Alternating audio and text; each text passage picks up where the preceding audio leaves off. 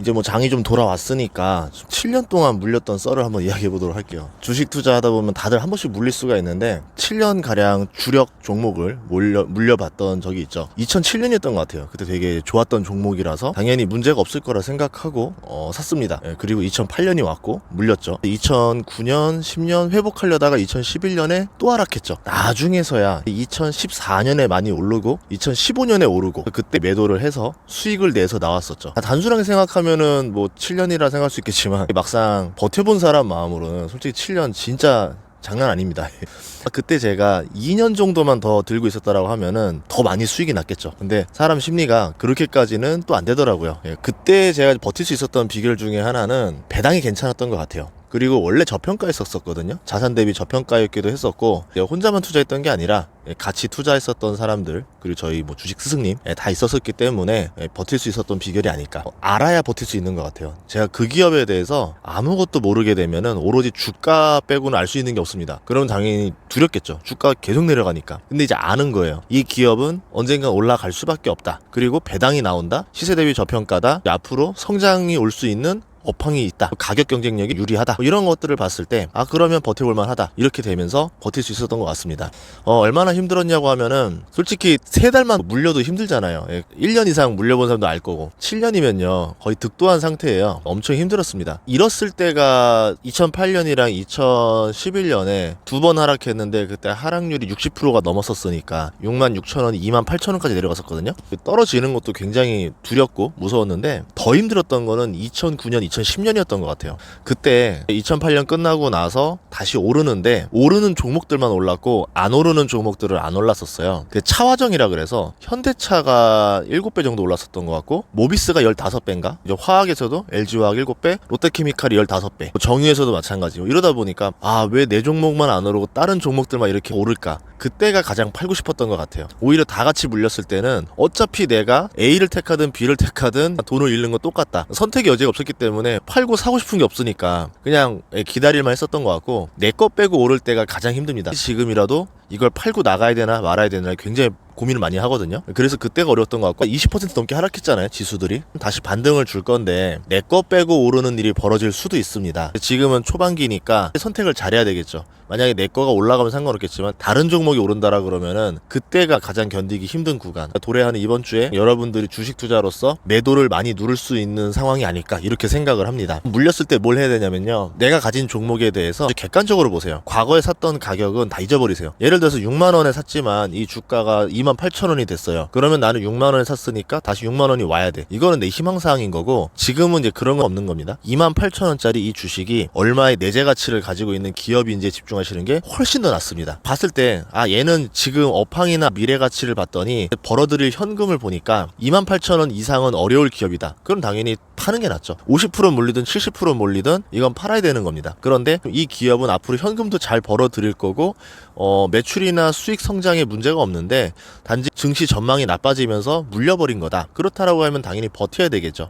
버틸 때 바로 현금을 투자해가지고 이걸 막 사. 예를 들어서 지금 내가 5천만 원 있어요. 그럼 5천만 원 또 투하하고 1억 또 투하하고 이렇게 하는 게 아니라 지금 이 상황에서는 현금을 가지고 있다가 분명히 하면 기회가 도래할 거예요. 그때 써야 되죠. 아니면 분할로 들어가는 방법도 있어요. 분할로 천천히 이 기업을 사서 모으는 방법도 있습니다. 두 번째는 안전벨트를 점검해야죠. 내가 물렸어요. 그럼 버틸 수 있을 만한 뭔가 동력이 있어야 돼요. 기다리면 반드시 오를 수 있다라는 확신. 그것도 되게 중요하겠죠. 배당을 2% 3% 준다 그러면은 예금 정도 받는다 생각하고 기다려 볼만 합니다. 근데 배당도 없고 확신도 없다라 그러면 이거는 버티기가 정말 어렵겠죠. 다음은 업황이 좀 돌아올지를 봐야 될 것 같아요. 결국 내가 버티는 이유는 돈을 벌 수 있다라는 확신이 와야 되는데 이 사이클이 있는 건지 예를 들어서 키친 사이클 걸린 것들은 4년이면 돌아오거든요. 내가 아무리 물렸다 하더라도 그러면 버틸만 해요. 주글라 사이클 10년짜리 설비 투자 사이클 걸린 거라 그러면은 앞으로 내가 5년 7년은 더 버텨봐야 되겠다 이렇게 생각해 볼 수도 있는 거고 한센주기 주식 걸리면 이제 골 때리는 거죠. 17년 걸리거든요. 이런 식으로 업황이 돌아올 때 언제쯤 돌아올까에 대해서 가늠해 보고 근데 막상 그 주기가 생각보다 빨리 옵니다. 저도 물렸던 게 한센주기 주식이었는데 2007년에 물렸으니까 2024년에 돌아와야 된다 생각했지만 막상 상황이 그렇진 않아요. 그때 건설 업황이 좋아지면서 2014년부터 많이 올랐거든요. 이런 걸 봤을 때 주기라는 게 어떻게 보면 버티는데 도움은 되는데 예상보다는 좀 더 빨리 오더라. 그래서 다 팔았다가 그때 다시 사야지라고 하는데 그때보다 주가가 먼저 올라 있을 겁니다. 기회를 주진 않을 거예요. 그리고 객관적으로 주식을 봐야 돼요. 이런 사람들이 많아요. 내가 물리고 나면은 상승에 관련된 뉴스만 봅니다. 그리고서 이러죠.